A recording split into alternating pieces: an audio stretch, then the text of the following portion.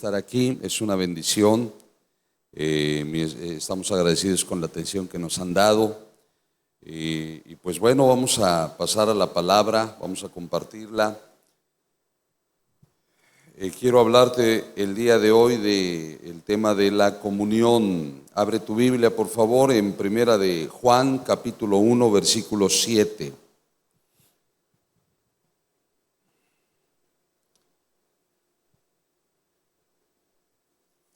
Primera de Juan 1:7 dice la Escritura: mas si andamos en luz, como Él está en luz, tenemos comunión unos con otros, y la sangre de Jesucristo, su Hijo, nos limpia de todo pecado. Amén. Entonces, no sé cuánto tiempo. Ok, perfecto. Ya lo vi. Que luego para las pantallas no estoy acostumbrado. Ok, entonces la Escritura nos habla de tener comunión unos con otros. El apóstol Juan, en el primer capítulo, la razón por la cual escribe la carta el apóstol Juan, así como también el apóstol Pablo, era para atacar las doctrinas que se estaban moviendo contra la iglesia en ese tiempo. Entonces, una de ellas es el tema del judaísmo, cómo el judaísmo atacaba las verdades del cristianismo, y el otro grupo eran los gnósticos. Los gnósticos decían que ellos tenían el conocimiento para que tú llegaras a conectarte con ese ser divino. El apóstol Juan escribe para combatir estas verdades, estas doctrinas heréticas, y poner en orden lo que el creyente debía de tener. El apóstol Juan tiene la intención de que la iglesia no se desvíe. Y es que el tema doctrinal siempre va a ser importante, porque la doctrina es alimento. Cuando el Señor ve que los apóstoles no llevan pan, les dice el Señor: tengan cuidado con la levadura de los fariseos. Y los apóstoles, dice la Escritura, pensaban que era el pan físico, pero el Señor les hablaba de la doctrina. Seguramente usted lo ha leído, ahí lo dice la Escritura. Y el tema es nosotros encontramos que doctrina es alimento. La forma en cómo piensas doctrinalmente va a determinar tu vida. Ahora, cuando el apóstol Juan escribe, teníamos el problema de gente que hablaba de las cosas de Dios o que enseñaba las cosas de Dios, pero su estilo de vida era contrario a lo que ellos profesaban y a lo que era la sana doctrina. Entonces, una doctrina correcta me lleva a un estilo de vida correcto. Por eso es importante comprender qué nos dice la Escritura, y para el apóstol Juan era muy importante dejar en claro qué son las verdades cristianas para que la iglesia no se desviara. Uno de esos problemas que generaba la mala doctrina era la desunión dentro de la iglesia. La mala doctrina o el error doctrinal te lleva a dividir la iglesia o a apartarte de la iglesia. La iglesia tiene que estar unida. Es el resultado de una sana doctrina. Si no hay una sana doctrina, entonces esa doctrina me lleva a ser egoísta, me lleva a ser crítico de los demás, me lleva a condenar a los demás, me lleva a creer que yo solo soy el ungido de Dios, yo soy superior, los demás no saben nada. Entonces me lleva la falsa doctrina también a imponerme sobre los demás. Es cierto que hay dones, es cierto que hay ministerios, pero la Biblia nos habla de estar sujetos los unos a los otros, retroalimentándonos a través de los dones que Dios nos ha dado y el llamado que Dios nos ha dado. Pero cuando yo no tengo una sana doctrina, entonces yo creo que lo que yo tengo es único y nadie más sabe lo que yo sé. Por lo tanto, yo soy superior a los demás. Y entonces el apóstol Juan en el versículo 7 nos está hablando de este problema, y entonces habla de comunión. El versículo 7 comienza: si andamos en luz. Este asunto de la luz es ser claro con Dios. La doctrina me lleva a tener una comunión correcta con Dios. La mala doctrina me lleva a esconderme de Dios. Y a veces llegamos al pecado al grado de querer hacer a Dios mi cómplice. Entonces podemos estar ministrando o sirviendo en la iglesia, estoy mal, estoy en pecado, sin embargo trato de hacer a Dios mi cómplice. Entonces ahí es donde dice Juan, el que anda en tinieblas, bueno, Dios no anda en tinieblas, dice el versículo 6, otra vez, ya voy a meterme en textos que no di, pero dice el versículo 6, si decimos que tenemos comunión con Él y andamos en tinieblas, mentimos y no practicamos la verdad. O sea, si yo digo que tengo comunión con Dios, pero las tinieblas implica pecado. Y el pecado, como Juan lo está presentando en su carta, tiene muchas variantes. Primero, el pecado moral, pero segundo, el pecado de apartarme de la iglesia, de sentirme superior a la iglesia. Hay gente que dice, yo no necesito una iglesia, porque pues mi comunión con Dios es suficiente. Ese es un error doctrinal. Hay gente que dice, yo no necesito sujetarme a nadie, solo a Dios. Ese es un error doctrinal. No conoce a Dios. Hay gente que dice, yo no me congrego en una sola iglesia, porque Dios está en todas las iglesias, entonces yo me visito todas las iglesias. O sea, esa ajonjolí de todos los moles, ¿verdad? No está integrado en una iglesia. Esos son errores doctrinales. Y el apóstol Juan dice, si tú estás en tinieblas y dices que tienes comunión con Dios, estás mintiendo. No es así. El problema es que cuando andamos mal, creemos que estamos bien, pero estamos engañados. El fruto de que estoy mal se revela en la clase de comunión que tengo con la iglesia, cosas que acabo de presentar, u otras como todos en la iglesia me critican. La pregunta sería ¿por qué? Digo, que uno te critique, pues bueno, a lo mejor esa persona tiene un problema, pero que todos te critiquen, no puede ser que todos estén mal y tú estés bien. Entonces el problema lo tienes tú. Donde quiera que te paras, tienes broncas con la gente, el problema eres tú. El problema no es la gente. Entonces el asunto de la comunión es que yo desarrollo una relación con la iglesia sana. Hay gente que no le gusta convivir en la iglesia. Llega, si el culto empieza a las 11, la gente llega a las 9, la gente llega a las 9:10, y si va acabando a las 10:30, se va 5 minutos antes de que acabe el culto, porque no quiere hablar con nadie, no quiere saludar a nadie, no quiere platicar con nadie, y ese es un error. La iglesia necesita comunión. Es el lugar donde Dios se mueve. Mire, cuando el Señor, Adán se pierde, cuando Adán peca, dice la Escritura que Adán se esconde de Dios. Y sin embargo Dios viene buscando a Adán, porque parte de lo que a Dios le agrada es la comunión con su pueblo. Dios es un Dios relacional. Y si usted dice, no, yo no necesito platicar con nadie, yo no necesito convivir con nadie, hay un problema en tu doctrina. Ahora, no nos vayamos al otro extremo, ¿va? Porque hay gente que se la pasa de casa en casa y entonces ya no lo puede sacar de la casa, ya se quiere dormir casi en tu casa, llega a tu casa y va directo al refrigerador, se sirve lo que quiere, y eso ya es un abuso. Ese es otro error, ¿ah? Eso ya son abusos.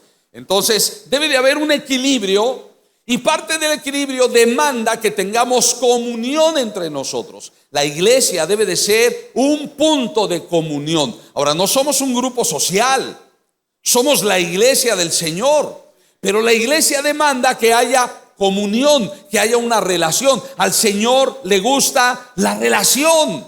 Mire, otra vez otro texto que no di. Vaya ya, Juan capítulo 1. A mí me llama la atención esto. No pierda 1 Juan 1:7. Ahí nos vamos a estar basando. Pero vaya a Juan capítulo 1. Y en el versículo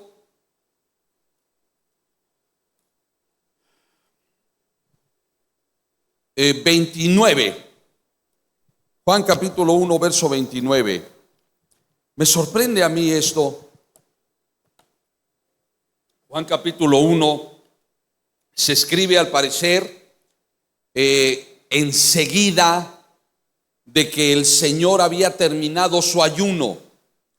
Si usted se da cuenta, Juan no nos habla del ayuno del Señor de 40 días. Todos los otros evangelios nos hablan del ayuno del Señor. Juan no habla eso. Es más, Juan tampoco habla de la genealogía de Jesús. Todos los evangelios hablan de la genealogía de Jesús. A Juan no le interesa la genealogía porque Juan estaba trascendiendo el judaísmo. Él no necesitaba que la iglesia supiera cuál era el linaje de Jesús, porque Jesús era un ser divino manifestado en carne y el evangelio implicaba trascender el judaísmo. Entonces Juan no tiene nada que ver con el judaísmo, ni siquiera habla ahí algunas cosas interesantes del judaísmo. Sin embargo, no le interesa que sepamos tecnicismos, porque la iglesia no está, aunque salimos del judaísmo, no necesitamos depender del judaísmo para interpretar las verdades del Nuevo Testamento. Las verdades del Nuevo Testamento nos han sido reveladas por los apóstoles, no por los judíos. Entonces nosotros agarramos las verdades bíblicas de los apóstoles reveladas en el Nuevo Testamento, mostradas y manifestadas por el Espíritu Santo a nosotros, porque es el Espíritu Santo el que nos enseña, y dependemos de esto. Entonces Juan está hablándonos de Jesús, quién es Jesús, de dónde viene, y el versículo 29 dice: el siguiente día vio Juan a Jesús que venía a él y dijo: he aquí el Cordero de Dios que quita el pecado del mundo. Entonces el Señor Jesús me llama esto la atención. Juan está bautizando a la gente. Juan tenía un movimiento poderoso, la gente lo seguía, era tan poderoso el movimiento de Juan que la gente iba al desierto a oír a Juan. Imagínese eso. ¿Qué poder había en Juan el Bautista? Que Juan el Bautista no tenía un lugar cómodo, no tenía aire acondicionado, no tenía sillas, y aún así su congregación era abundante. Había un avivamiento ahí. Entre esa abundancia de gente viene el Señor Jesús moviéndose entre la gente. ¿Qué hacía el Señor Jesús ahí? Y nosotros, primero entendemos del bautismo y lo que viene, pero mientras el Señor, dice la Escritura, caminaba entre su pueblo. El Señor Jesús convivía con la gente, no tenía un ministerio como tal todavía, simplemente se movía entre la gente porque Dios ama la comunión entre su pueblo. No nada más ama que le adoremos y le exaltemos, Él ama que tengamos comunión con Él y entre nosotros. Esto es algo que había aprendido Juan desde los primeros inicios del Señor. Y cuando escribe su carta en Primera de Juan, dice: la iglesia necesita comunión. Pero para que haya una sana comunión, la iglesia necesita tener una sana doctrina y entender que Dios es un Dios relacional. Entonces, si usted ya tiene tiempo en la iglesia, se va a dar cuenta que hay gente muy difícil. La primera vez que llegamos a la iglesia, los vemos a todos y vemos puros santos. Les vemos aureolas, les vemos alas.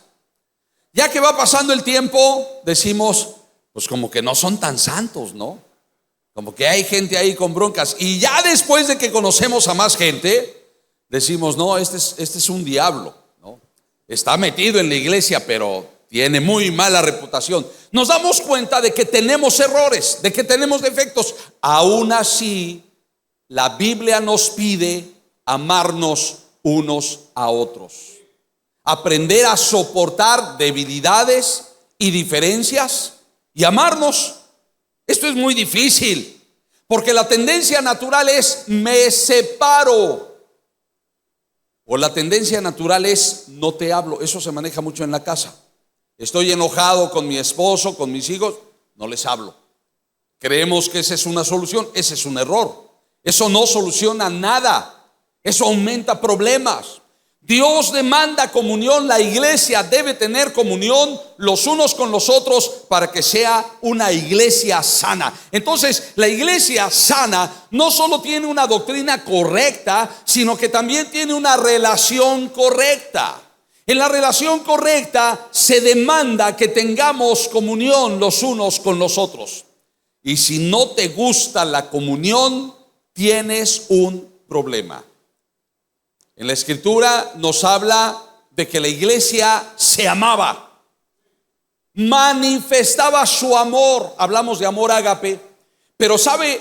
La raíz de ágape significa afecto. Y la pregunta es si muestras afecto entre tus hermanos. Porque hay gente que puede ser muy hosca para saludar. Te quieres acercar a la persona y pinta tu línea. Entonces, la pregunta es, ¿por qué? Y a veces son heridas y rollos que traemos, pero tenemos que superar eso y tenemos que aprender a amarnos y tenemos que aprender a agapearnos, o sea, amarnos afectivamente a través, y esto solo se logra a través de una sana doctrina. Juan dice en sus cartas, cualquiera que dice que ama a Dios, pero aborrece a su hermano, miente. Porque si al que ves no le manifiestas amor, ¿cómo puedes amar al que no ves? Y ahí Juan nos está diciendo que Dios es un Dios relacional. No puedes apartar a Dios de la gente, no puedes apartar a Dios de la iglesia. Tu vida con Dios se revela a través de las relaciones que tienes con tus hermanos en Cristo e incluso también con la gente de afuera.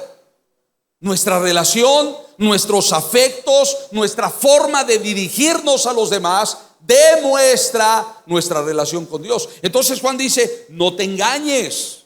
Si estás bien con Dios, lo demuestras en tu relación con la gente. Si estás mal con Dios, lo demuestras en tu relación con la gente.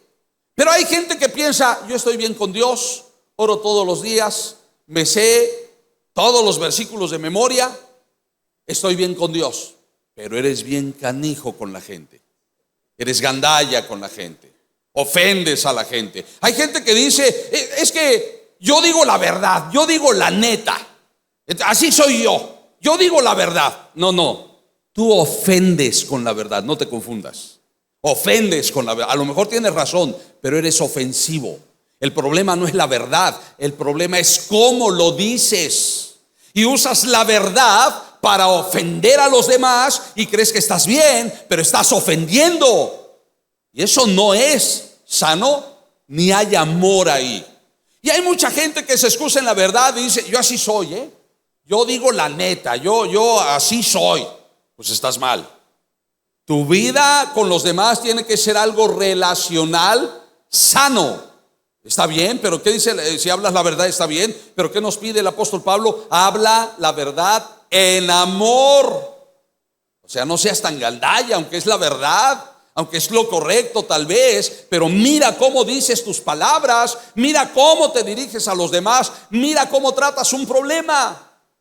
Entonces la iglesia necesita tener comunión el uno con el otro. Ahora bien, entonces, ¿qué es la comunión? La comunión viene de la palabra griega koinonía. Y la palabra koinonía es la acción de compartir en las actividades. Es la acción de compartir privilegios en un grupo. Entonces, fíjense bien los dos significados. Koinonía es compartir actividades y es compartir privilegios. Cuando la iglesia tiene una actividad, ¿le entras o te apartas? Si dices eso no es para mí, bueno, entonces ¿estás en koinonía o no estás en koinonía? Compartes actividades. Yo sé que a veces no se puede por el trabajo y lo que sea, pero tu corazón debe de estar, yo quiero estar y quiero responsabilizarme en cada actividad que tenga la iglesia. Ahí estamos hablando de koinonía. Si tú nada más vienes, pues nomás vienes, pero no hay koinonía. Tú puedes decir, yo tengo mi iglesia y esta es mi iglesia, pero la pregunta es ¿qué tanto te comprometes con la iglesia? Koinonía demanda compromiso. con la iglesia, con el grupo que Dios me ha dado. Por eso no puedes andar de iglesia en iglesia. Te tienes que comprometer en una iglesia local, porque es el lugar donde vas a desarrollar tu vida cristiana. Entonces la koinonía demanda que me comprometa. Esto es lo que implica, o esto es parte del significado de koinonía. Fíjese que la palabra koinonía se usaba principalmente para casamientos. O sea, cuando alguien se casaba.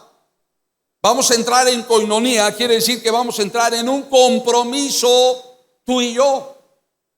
Entonces, koinonía demanda que yo tenga compromiso en la iglesia. En cuanto al matrimonio, koinonía implicaba vivir juntos y compartirlo todo. Eso era parte del significado práctico de koinonía, vivir juntos y compartirlo todo. En la iglesia es muy similar.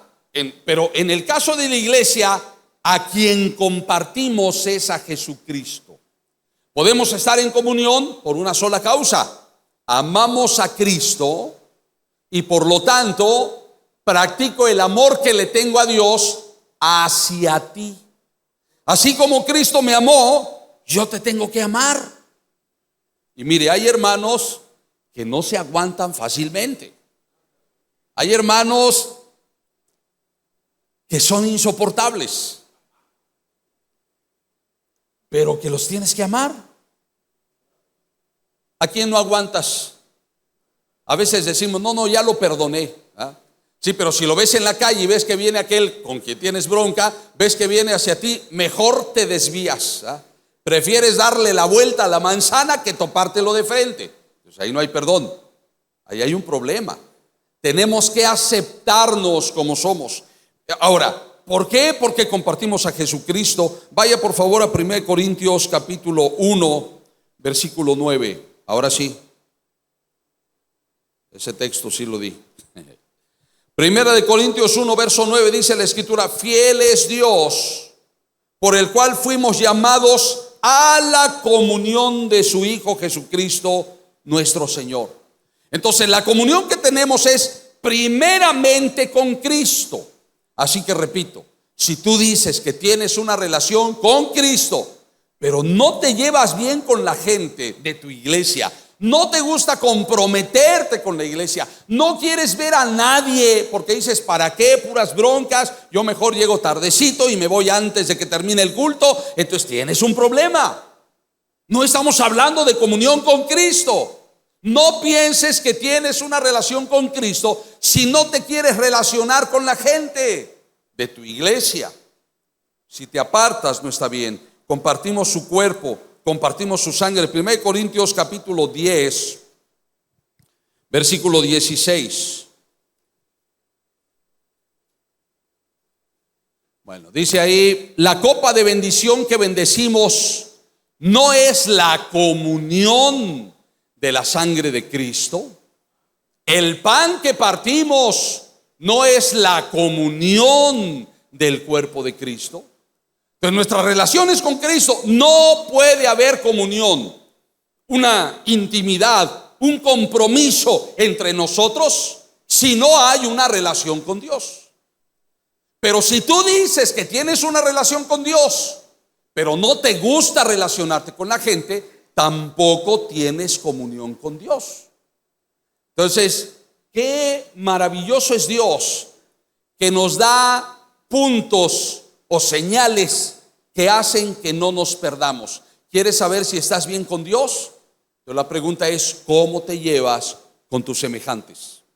¿Cómo te llevas con la iglesia? Si te llevas bien, entonces estás bien con Dios. Ahora, vamos al otro lado. Te llevas bien con la gente, pero no te gusta orar y no te gusta leer la Biblia y eso no lo tienes, entonces también estás mal. Entonces no tienes una relación con Dios aunque te lleves bien con la gente, eres amiguero. Pero eso no significa que tienes una comunión con Dios. Entonces lo que Dios nos pide es, Dios nos da señales a través de las cuales nosotros podemos dirigir nuestra vida para saber si estamos bien. Entonces, ¿cómo sé que tengo una doctrina correcta? Por cómo me relaciono con los demás.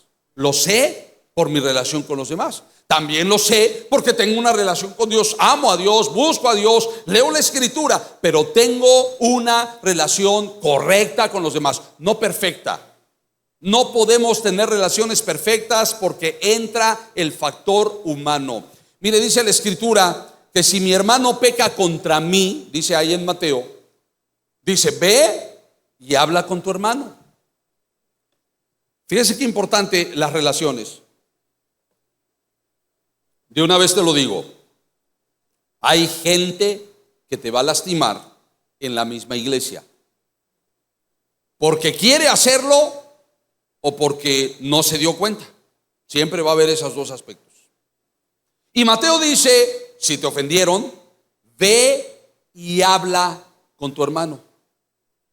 Ese es el primer paso para mantener la comunión. ¿Te sientes ofendido por tu hermano? Ve y habla con él. Dile que te sientes ofendido. Pero ¿qué hacemos? Generalmente no vamos con la persona que me ofendió.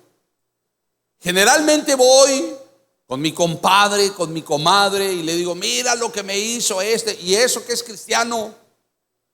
Y lo sabe todo mundo, lo digo a todo mundo, menos hablar con la persona que me ofendió. Si tú quieres mantener la comunión tal cual dice la Escritura, primero necesitas hablar con la persona y dar una explicación de por qué te sientes ofendido. Puede que no tengas razón, pero lo tienes que hablar. Ese es el paso que nos pide Dios para mantener la comunión. Ahora, a lo mejor no te importa, dices, bueno, lo paso por alto. No, ok, si eso mantiene tu comunión, está bien. Pero si te aleja, no está bien. Necesitas relacionarte, necesitas explicar lo que hiciste, me ofendió.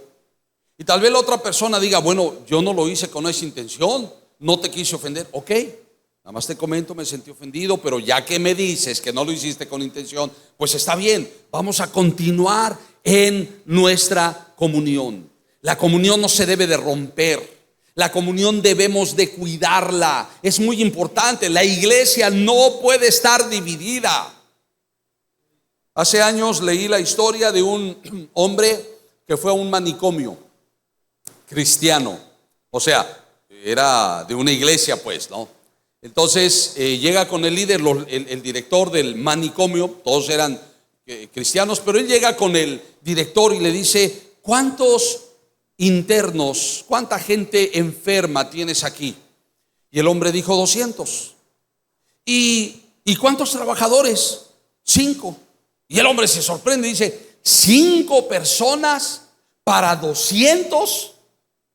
¿Y qué harías si te arman una revuelta? ¿Qué harías si se rebelan contra ti? Y el director se empezó a reír y dice, pues lo dudo mucho, porque los locos no se ponen de acuerdo. Pero a veces la iglesia funciona igual. Habemos tantos y no hacemos nada por un solo asunto. No estamos de acuerdo. Y no estamos de acuerdo por broncas, por problemas, por desunión. Es como me hablaban de una iglesia que son 5 y los 5 están divididos. Entonces, ¿qué clase de comunión vamos a tener nosotros? No puede haber comunión si no hay una relación correcta con Dios. Y no puede haber una relación correcta con Dios si no hay una sana doctrina. Nosotros necesitamos entender que la Biblia es nuestra regla. Nos acatamos a lo que dice la Escritura, pero la evidencia de que me estoy relacionando con Dios es cómo me llevo con los demás. ¿Qué compartimos entonces en la iglesia? Cristo. Mi amor por Cristo es la base de la unión con la iglesia. Mi amor y mi pasión por Cristo es la base de guardar una relación con la iglesia.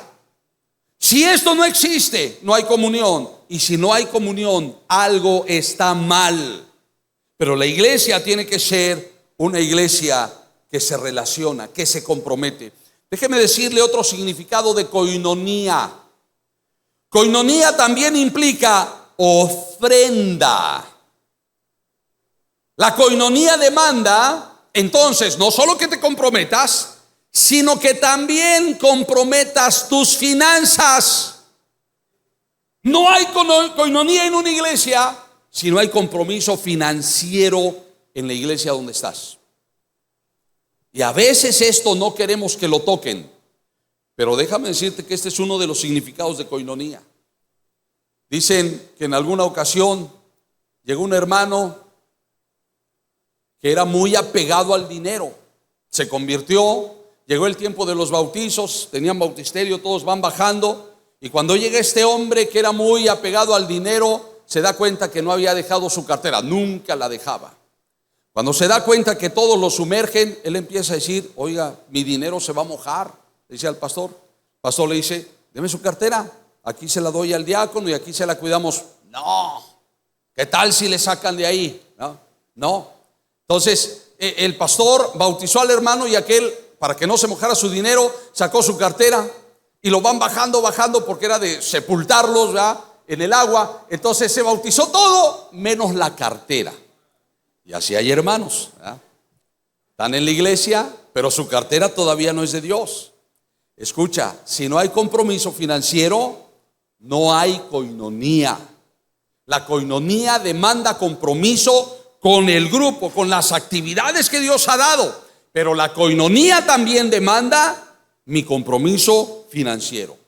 Si no hay compromiso financiero, no hay coinonía. Ahora, no te estoy diciendo que des los miles, no, da lo que puedes dar, pero tienes que dar. Y si no sabes dar, no hay coinonía. La iglesia necesita de esto. Ahora, Dios no necesita nuestro dinero, ciertamente, pero hay compromisos en la iglesia, como usted sabe. Pero le voy a decir una cosa: el dar revela mi dependencia de Dios. El dinero tiene un poder que se lo tenemos que quitar, y ese poder demanda, o ese poder se activa cuando viene el momento de dar. Cuando vienen las ofrendas, a veces buscamos la moneda más pequeña, cuando no debe ser así. Dice la escritura: cada uno dé como propuso. O sea, se anticipó para dar.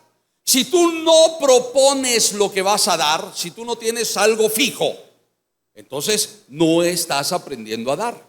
Si tú das lo que salga al momento, eso no es una ofrenda. Tu ofrenda tiene que ser propuesta.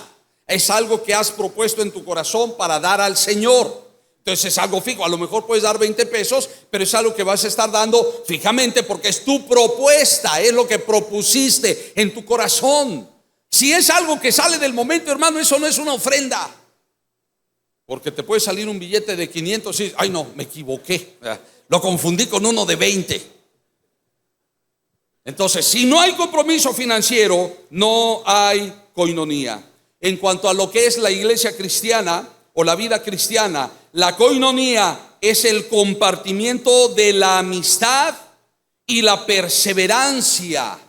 Amistad y perseverancia en compañía de los demás. Vaya a Hechos capítulo 2, versículo 42.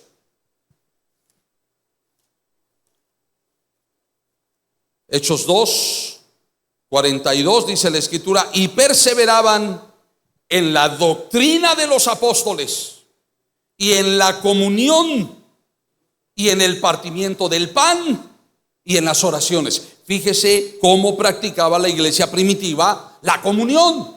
Perseveraba en la doctrina, número 1. Número 2, perseveraba en la comunión, en todo lo que estamos definiendo, en la coinonía. Número 3, perseveraba en el partimiento del pan. No es que se juntaran a tomar café con pan, sino que se juntaban a celebrar la Santa Cena. El compartimiento del pan era la práctica de la Santa Cena, y la iglesia primitiva lo celebraba todos los días. De hecho, déjeme decirle algo: la idea del culto surgió para celebrar la Santa Cena.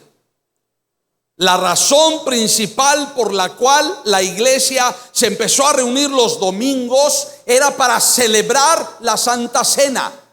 Después le añadieron oraciones, alabanza, predicación. ¿Y cómo han cambiado los tiempos? Solo la iglesia católica mantiene una tergiversación de la Santa Cena, porque todos los días usted ve en misa que se le dé la hostia, Claro, es algo diferente. Doctrinalmente hablando, pues tiene otro rollo que no encontramos en la Escritura. Pero la razón principal por la cual la iglesia se reunía era para celebrar la Santa Cena. Eso es parte de la comunión. Su unión estaba en base a Cristo. Y luego dice también que se unían para compartir las oraciones. Entonces fíjese lo que es la comunión, sobre todo como lo llevaba la iglesia primitiva. Era una vida de compartir, era una vida de oración, era una vida de aprender. Era el objetivo de la unión, no era el objetivo reunirse para chismear. Yo fui pastor de jóvenes algún tiempo y fui a algunas conferencias donde llegaban americanos y decían: si tú enseñas Biblia en una reunión de jóvenes, los jóvenes no van a venir. Si quieres que vengan jóvenes, pon un billar o invítalos a jugar básquetbol, porque así van a venir los jóvenes. No les hables Biblia. Uno más perdido decía: si llegan hombres, jóvenes hombres, mándenles a las chamacas, ¿verdad?, para que les hablen ahí y los retengan. Si son mujeres, mándenle a los chamacos para que los retengan. Bueno, eso te puede dar números, pero no una iglesia.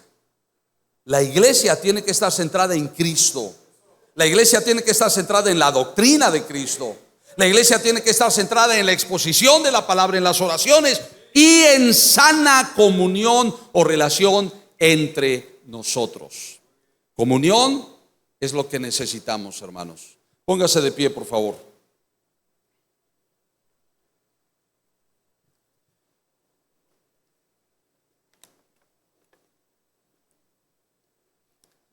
Cierre sus ojos. Aleluya. Y yo te voy a invitar a reflexionar cómo está tu comunión con Dios. Y si tú dices que está bien, pero la pregunta es: ¿cómo está tu comunión con los demás?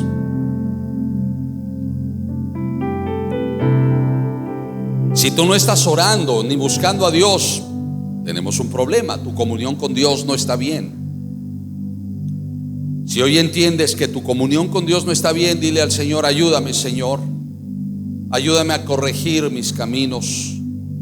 Ayúdame a tener esa relación contigo. Pero si tu relación con los demás no está bien, entonces tampoco tu relación con Dios está bien. Si tú eres de la persona que quiere estar ajena a los demás, dile al Señor: ayúdame, Señor. Quizá tienes tus razones. Quizás si oímos tus razones te podemos comprender. Pero aquí no se trata de nosotros, se trata de Él.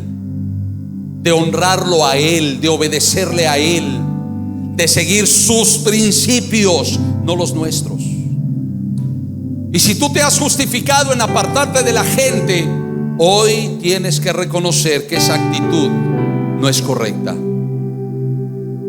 Y puedes decirle hoy al Señor: ayúdame a guardar coinonía en esta iglesia. Ayúdame a guardar una sana relación con tu pueblo.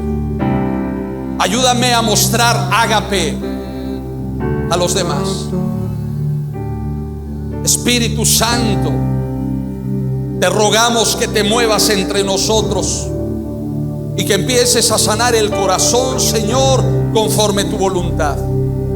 Si hay heridas, porque alguien ha herido profundamente, hoy te pedimos que sanes, precioso Señor. Si tenemos ideas cerradas de la comunión, de relacionarnos con los demás, permite que lo que hemos expuesto llegue a lo profundo del corazón y haga cambios. Espíritu Santo, ven. Espíritu de Dios, muévete en nosotros. Espíritu Santo, remueve nuestro corazón. Si te ha faltado también compromiso con la iglesia, no lo habías visto como tu responsabilidad, creías que tu responsabilidad era nada más venir los domingos, hoy también tienes que decirle al Señor: perdóname, no sabía que estaba mal, o no sabía que tenía debía de tener compromiso con la iglesia.